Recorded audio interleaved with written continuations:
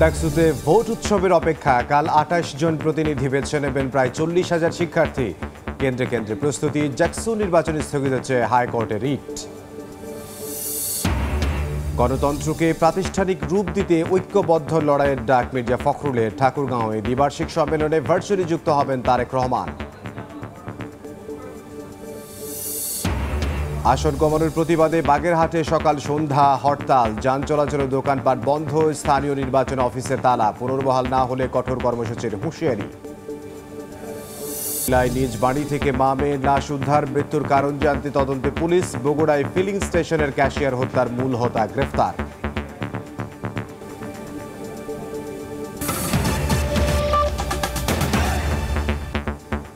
সময় সংবাদের সঙ্গে আছে আমি ইমদাদুল হক। শুরুতেই ছাত্র সংসদ নির্বাচনের খবর।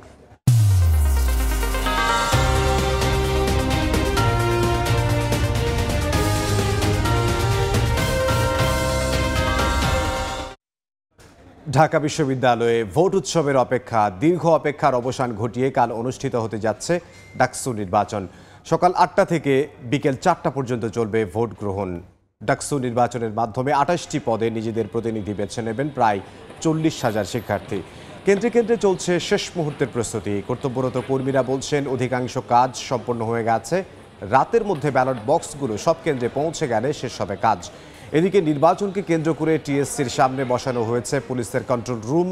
শান্তিপূর্ণ পরিবেশ বজায় থাকার আশা প্রকাশ করেছেন শিক্ষার্থীরা। ডাকসু নির্বাচন ঘিরে নিরাপত্তা শঙ্কা নেই উল্লেখ করে সতর্ক অবস্থানে থাকার কথা জানিয়েছেন ঢাকা মেট্রোপলিটন পুলিশ।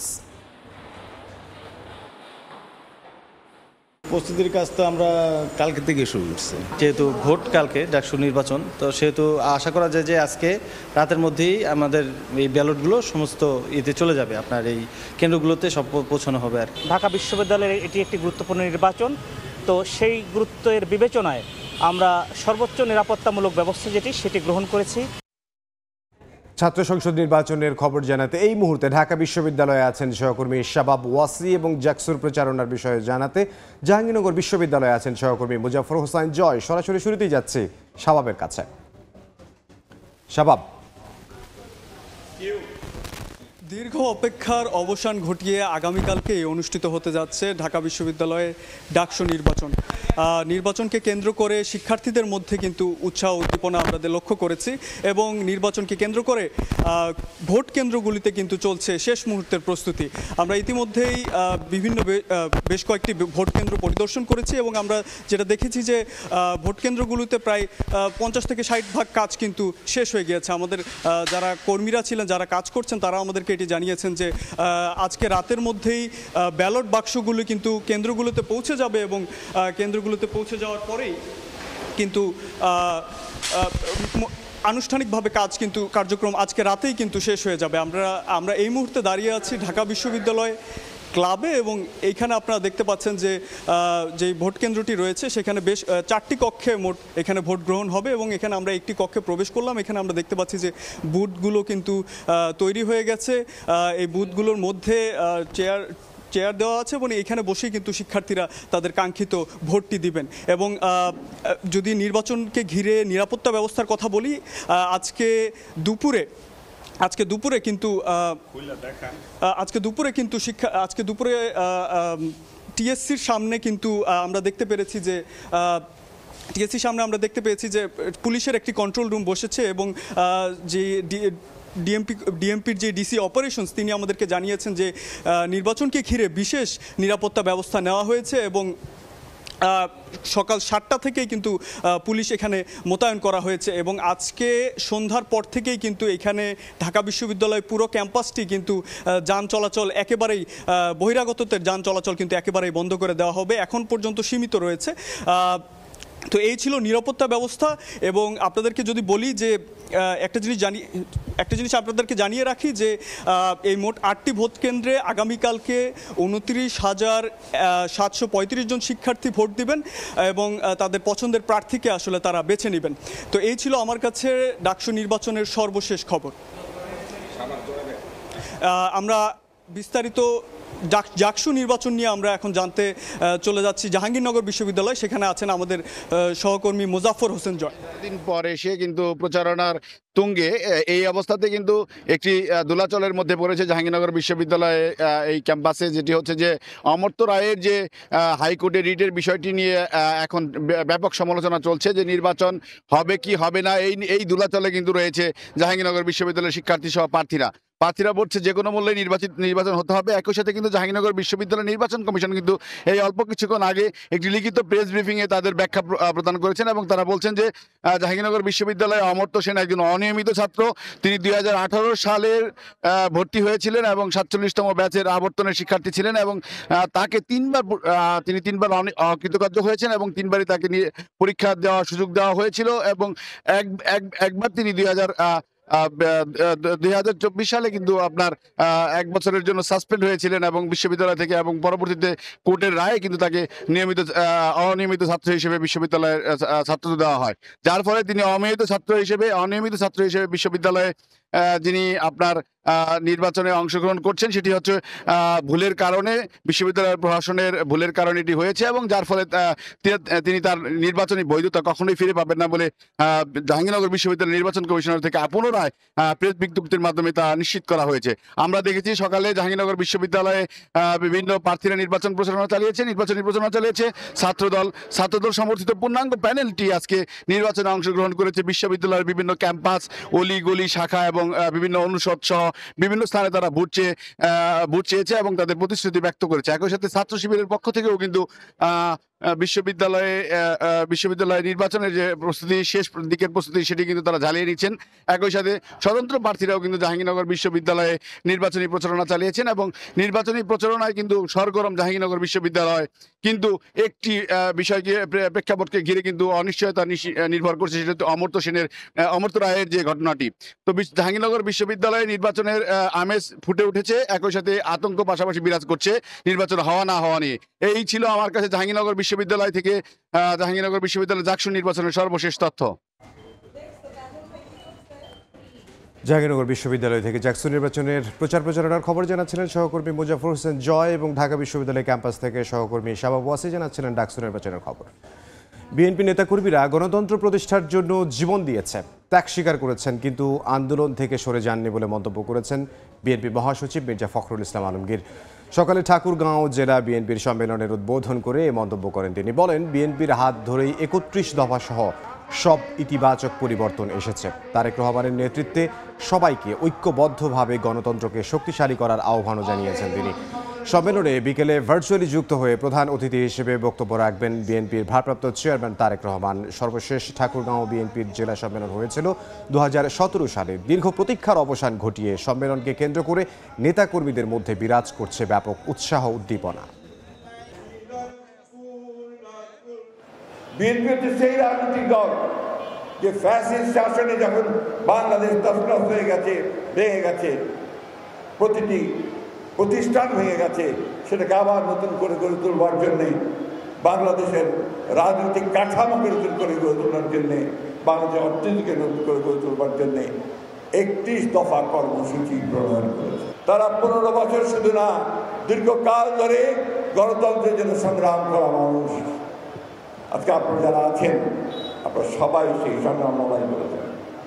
এই সংগ্রাম ও লড়াইকে সত্যিকার অর্থে বাংলাদেশের কল্যাণে, বাংলাদেশের জনগণের কল্যাণে কাজে লাগানোর জন্য আমরা রাজনৈতিক দল বিএনপিকে শক্তিশালী করি। এই মুহূর্তে ঠাকুরগাঁওয়ে সম্মেলনী স্থলে আছেন সহকর্মী হাসান ওয়ালি, সরাসরি যাব তার কাছে। কিছুক্ষণ আগে মহাসচিব মির্জা ফখরুল ইসলাম আলমগীর উদ্বোধন ঘোষণা করেছেন ঠাকুরগাঁও জেলা বিএনপির সম্মেলনে। এখন অন্যান্য বক্তারা কথা বলছেন। অল্প কিছুক্ষণের মধ্যেই কাউন্সিল অধিবেশন শুরু হবে। আজকে 8 বছর পর ঠাকুরগাঁও জেলা বিএনপির এই সম্মেলন অনুষ্ঠিত হতে যাচ্ছে। ঠাকুরগাঁও উচ্চ বালক বিদ্যালয়ের মাঠে কাউন্সিলর প্রায় 808 জন তারা কিন্তু উপস্থিত হয়েছেন এবং সভাপতি পদে বিনা প্রতিদ্বন্দ্বিতায় নির্বাচিত হতে যাচ্ছে। সাধারণ সম্পাদক পদে বেশ কয়েকজন প্রার্থী রয়েছেন সেখানে আসলে নেতাকর্মীরা তাদের ভোটাধিকার প্রয়োগ করার মধ্য দিয়ে নেতা নির্বাচন করবেন। বিএনপি মহাসচিব মির্জা ফখরুল ইসলাম আলমগীর কিছুক্ষণ আগেই ঠাকুরগাঁওয়ের যে নেতাকর্মী রয়েছেন দীর্ঘ আন্দোলনে, ফ্যাসিবাদ বিরোধী আন্দোলন, জুলাই আগস্ট আন্দোলনে যে ত্যাগ তিতিক্ষা সেই অবদান তিনি স্মরণ করেছেন এবং আগামী দিনে ঐক্যবদ্ধ থেকে তারেক রহমানের নেতৃত্বে বাংলাদেশকে তারা বিনির্মাণ করতে পারেন, ঠাকুরগাঁও উন্নত করতে পারেন, সেই প্রত্যাশার কথা তিনি বলেছেন। এখানে মূলত আসলে ঠাকুরগাঁও জেলার 5টি উপজেলা এবং 3টি পৌরসভার যারা নেতা রয়েছেন তারা কাউন্সিলর হিসেবে উপস্থিত হয়েছেন। সকাল থেকে কিন্তু আমরা দেখেছি একেবারে উৎসব বিরাজ করছে, উৎসাহ উদ্দীপনা বিরাজ করছে নেতাকর্মীদের মধ্যে। এর আগে 2017 সালে কাউন্সিল হয়েছিল সবশেষ ঠাকুরগাঁও জেলা বিএনপির, কিন্তু বৈরী পরিবেশে কিন্তু আসলে তখন এত বেশি উৎসব আমেজ স্বাভাবিকভাবেই হয়নি। এবারে মুক্ত পরিবেশে আসলে স্বৈরাচার মুক্ত বাংলাদেশে নতুন করে যে ঠাকুরগাঁও জেলা বিএনপির যেই সম্মেলন, সেই সম্মেলন ঘিরে কিন্তু আসলে নেতাকর্মীদের আমরা উচ্ছ্বাস দেখছি। দুপুরে প্রথম অধিবেশন শেষে বিএনপির ভারপ্রাপ্ত চেয়ারম্যান তারেক রহমান বক্তব্য রাখবেন, দিক নির্দেশনামূলক বক্তব্য রাখবেন ঠাকুরগাঁও জেলা বিএনপির নেতাকর্মীদের জন্য। আমরা বিভিন্ন স্তরের নেতাকর্মীদের সঙ্গে কথা বলেছি যারা আজকে এখানে কাউন্সিলর হিসেবে উপস্থিত হয়েছেন। তারা বলছেন যে নতুন করে যে তারা নেতা নির্বাচন করবেন তার মধ্য দিয়ে আসলে বিএনপির যে 31 দফা সেটি নিয়ে তারা ঠাকুরগাঁওয়ে সহ এই উত্তরের জনপদের প্রতিটি ঘরে পৌঁছাতে চান, মানুষের ভোটাধিকার তারা ফিরিয়ে আনতে চান, একই সঙ্গে আগামী বাংলাদেশ তারা বিনির্মাণ করতে চান। সেসব শপথ কিন্তু আসলে তারা আজকের এই কাউন্সিল থেকে নিচ্ছেন। যারা আসলে এখন আসলে বক্তব্য রাখছেন কেন্দ্রীয় নেতারা এবং এর মধ্য দিয়ে আসলে বিএনপি নেতাকর্মীদেরকে তারা দিক নির্দেশনা দিচ্ছে। বিশেষ করে কাউন্সিল অধিবেশন পরিচালনা করার জন্য বিভিন্ন ধরনের যে নিয়ম রয়েছে সেগুলো তারা জানাচ্ছেন। তো সব মিলিয়ে বিএনপির যে আজকে ঠাকুরগাঁও জেলা বিএনপির যে কাউন্সিল, সেই কাউন্সিল অধিবেশন চলছে এবং বিএনপির ভারপ্রাপ্ত চেয়ারম্যান তারেক রহমানের বক্তব্যের মধ্য দিয়ে আসলে আজকের অধিবেশন শেষ হবে। ঠাকুরগাঁও থেকে সহকর্মী হাসান ওয়ালি। বাগেরহাটের সংসদীয় 4 আসন থেকে একটি কমানোর প্রতিবাদে সকাল সন্ধ্যা হরতাল চলছে। জেলা নির্বাচন অফিসে তালা দিয়েছেন আন্দোলনকারীরা। হরতালের কারণে সকাল থেকে বন্ধ রয়েছে অভ্যন্তরীণ ও দূরপাল্লার রুটের যানবাহন চলাচল। এতে বিভিন্ন গন্তব্যের উদ্দেশ্যে টার্মিনালে আসা যাত্রীরা পড়েন চরম ভোগান্তিতে। এদিকে জেলার বেশ কিছু এলাকায় রাস্তায় গাছের গুঁড়ি ফেলে সড়ক অবরোধ করেছেন হরতাল সমর্থকরা। অফিস আদালত খোলা থাকলেও হরতালের কারণে উপস্থিতি কম। বাগেরহাট সর্বদলীয় সম্মিলিত কমিটির সদস্যরা জানান, বাগেরহাটবাসীর অধিকার আদায় না হওয়া পর্যন্ত কর্মসূচি অব্যাহত থাকবে। কঠোর কর্মসূচির হুঁশিয়ারি দেন নেতারা। একটি বাদ দিয়ে 3টি আসন করা হয়েছে। দীর্ঘ শুনানির পরেও আমাদের কোনো দাবি মানা হয়নি, উপেক্ষিত হয়েছে। বাগেরহাটের সাধারণ জনগণ আমাদের সাথে আমাদের এই হরতালে সাড়া দিয়েছে। এর জন্য বাগেরহাটের সর্বস্তরের জনগণ রাস্তায় নেমেছে। শেখ হাসিনা যেমন বা তিনি যে কায়দায় দেশ পরিচালনা করেছেন, আজকে মনে হয় সিএসির পিছনে এমন কোনো হয়তো কুশীল অথবা কোনো ষড়যন্ত্রকারী লুকিয়ে আছে, যার কারণে তিনি এই স্পর্ধা তিনি দেখিয়েছেন। আমরা অবশ্যই এটা কঠোর কর্মসূচির মাধ্যমে এটাকে প্রতিহত করব। প্রখ্যাত লেখক, শিক্ষক, বুদ্ধিজীবী এবং রাজনীতিবিদ বদরুদ্দিন ওমরের মরদেহে শ্রদ্ধা জানিয়েছেন বিভিন্ন শ্রেণী পেশার মানুষ। সকালে কেন্দ্রীয় শহীদ মিনারে অন্তর্বর্তী সরকারের উপদেষ্টা, প্রধান উপদেষ্টার বিশেষ সহকারী, বিএনপি, বাম দল সহ বিভিন্ন সাংস্কৃতিক সংগঠনের কর্মীরা ফুল দিয়ে শ্রদ্ধা জানান। এখান থেকে বদরুদ্দিন ওমরের মরদেহ নিয়ে যাওয়া হবে ঢাকা বিশ্ববিদ্যালয়ের কেন্দ্রীয় মসজিদে। বাদজোহর জানাজা শেষে জুরাইনে তাকে দাফন করা হবে। শ্রেণী বৈষম্যহীন সমাজ গঠনে বদরুদ্দিন ওমরের জীবন অনুপ্রেরণা হয়ে পথ দেখাবে বলে মনে করেন তার সহকর্মী ও শুভাকাঙ্ক্ষীরা। বলেন, ফ্যাসিবাদ বিরোধী আন্দোলনেও তার ভূমিকা ছিল অনস্বীকার্য।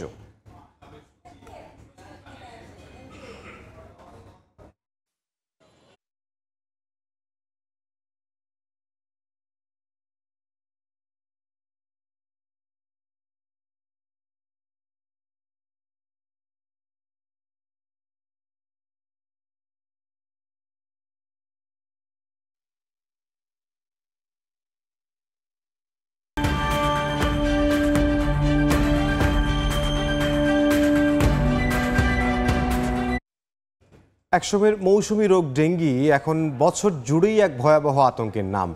সেই ডেঙ্গির কবলে পড়া রোগী যদি হয় শিশু, তবে আতঙ্কের সঙ্গে জুড়ে বসে গভীর শঙ্কা। হাসপাতালগুলোতে ক্রমেই বাড়ছে ডেঙ্গি আক্রান্ত শিশুর সংখ্যা। বিশেষজ্ঞরা বলছেন একাধিক রোগে আক্রান্ত শিশুদের ডেঙ্গি হলে ঝুঁকি থাকে সবচেয়ে বেশি। প্রিন্স আরেফিনের ক্যামেরায় শাহরিয়ার সৌমিকের রিপোর্ট।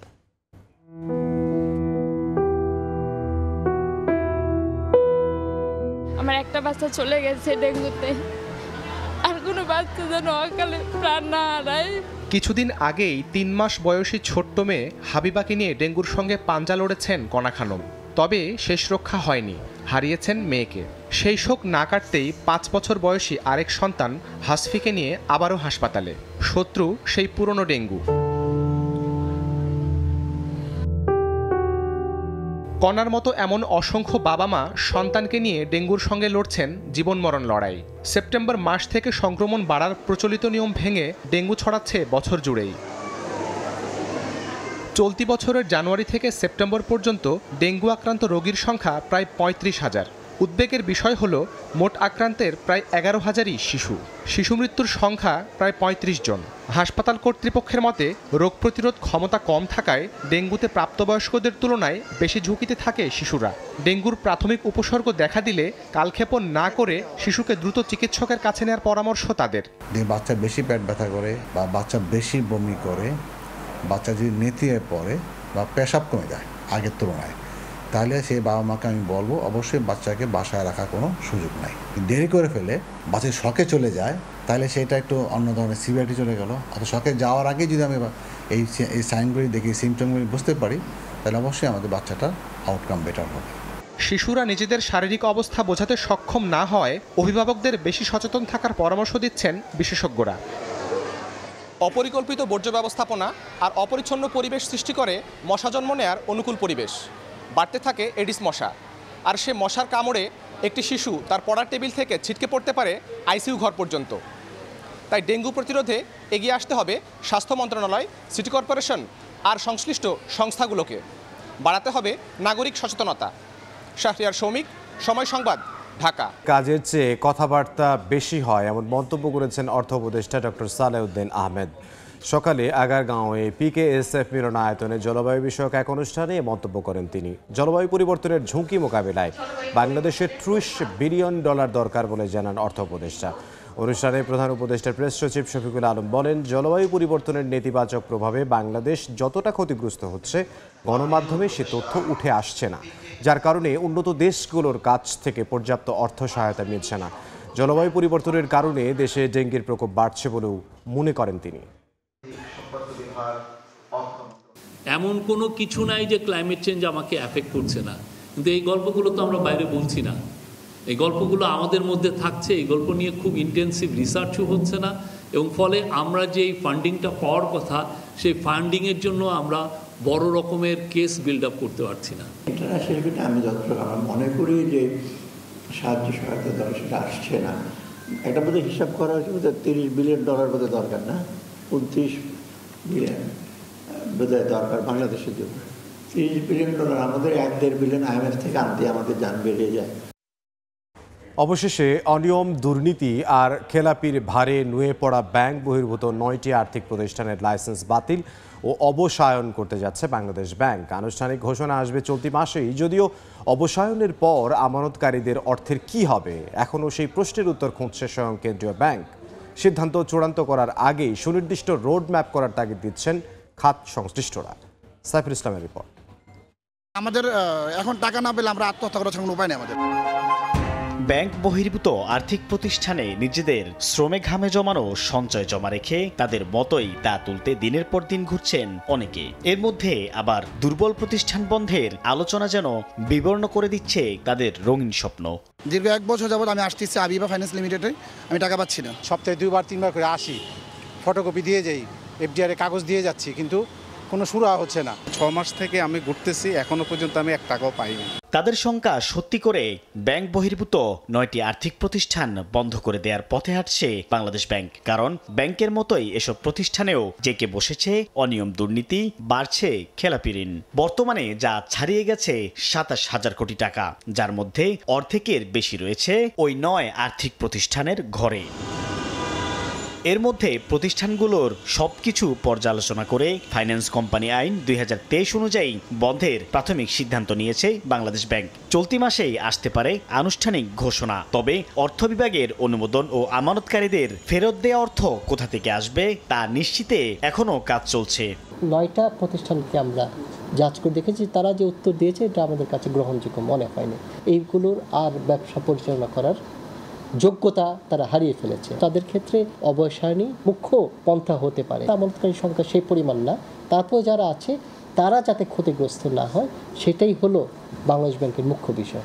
বন্ধের সিদ্ধান্ত জানানোর সঙ্গে সঙ্গেই আমানতকারীদের অর্থ ফেরতের রোডম্যাপও জানানোর পরামর্শ আর্থিক খাত বিশ্লেষকদের। ব্যাংকিং মার্কেটে যেহেতু আর নতুন লাইসেন্স দেওয়ার সুবিধা না, সেই জন্য এই সমস্ত লুটেরাদের লাইসেন্স দেওয়া হয়েছে আপনার নন ব্যাংক। এরা নন ব্যাংক থেকেও টাকা পয়সা মারছে, যেগুলো নাকি বাঁচার যোগ্য না, সেগুলোর জন্য আর সেগুলোকে বন্ধ করে দেওয়াই ভালো। এগুলোকে আবার বাংলাদেশ ব্যাংক দায়িত্ব নিয়ে তারা আবার টাকা পয়সা খরচ কর্ম করে। এগুলো তো আপনি দেখেন, যেখানে আপনি দেখাচ্ছেন 90% মোর দেন 90% ঋণ খেলাপি, ওগুলোকে দাঁড়াবে নাকি? অসম্ভব ব্যাপার। ব্যাংক বহির্ভূত আর্থিক প্রতিষ্ঠানের মধ্যে তুলনামূলক ভালো হিসেবে চিহ্নিত 15টির 49,643 কোটি টাকা ঋণের মধ্যে ঋণ খেলাপি রয়েছে মাত্র 3,627 কোটি টাকা। সাইফুল ইসলাম, সময় সংবাদ, ঢাকা।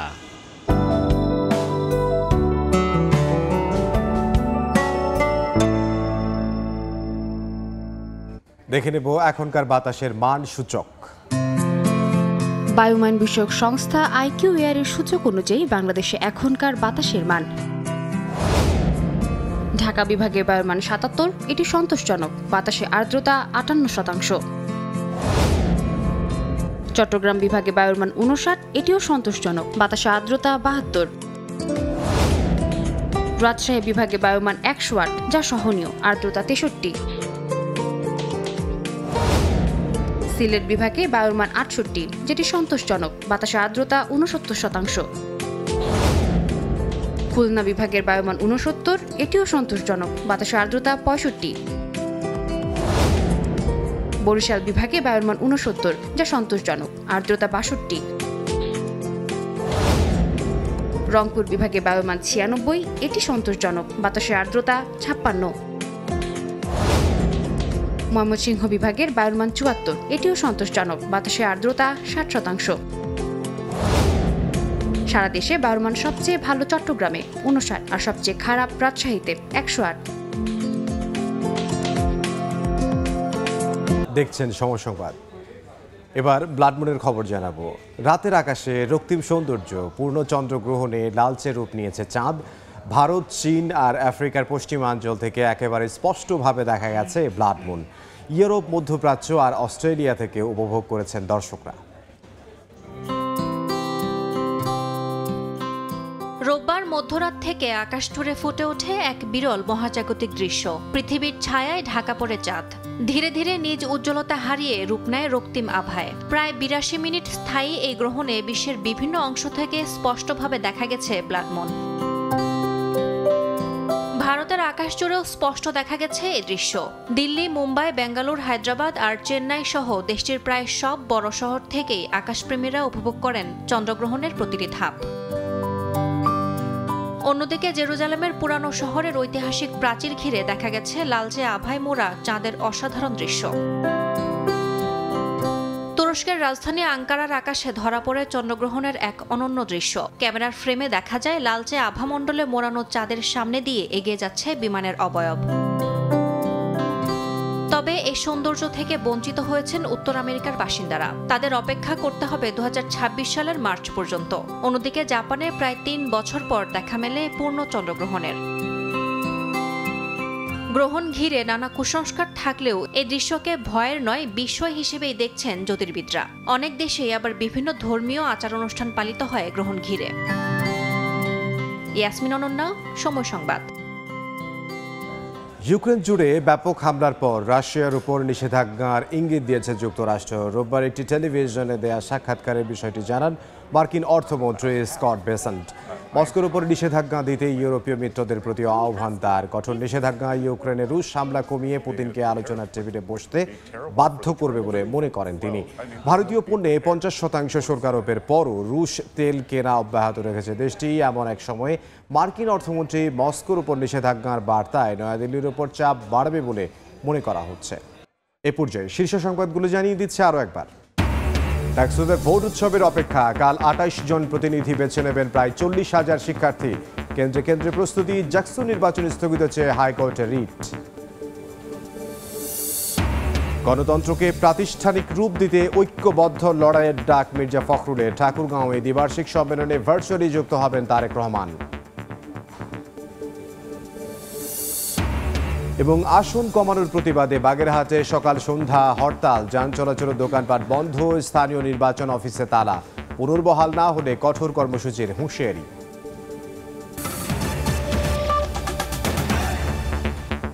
এই ছিল সময় সংবাদের সঙ্গে থাকুন সময়ের।